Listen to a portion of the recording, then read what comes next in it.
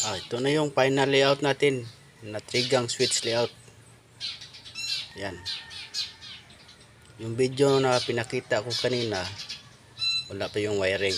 Pero ito, pakita ko sa inyo, may power supply na siya. Pero hindi pa yan tapos. Yan. May common switch na siya. May common lighting. Line 1. Line 2. Ito itim. Line 2 ito. Line 2. Yan. Yan. Halimbawa, may box. Ito yung box. May splicing yan talaga dito. Splicing. Yan. Tingnan nyo. Nakasupply na yan. Line 2. Ang kulang yan, isang wire. Yan. Isang wire ang kulang yan. Nakatap na din sa breaker. Ilagay ko na sa breaker. Yan. Itong puti, line 1.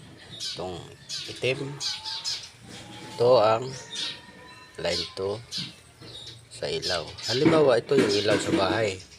Ito yung design sa bahay. Halimbawa, yan. Yan.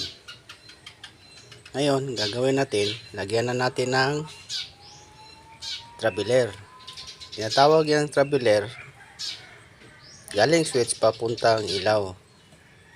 Kahit saan magpunta yung ilaw, nandun si traveler kasama ni line 2. Ayan.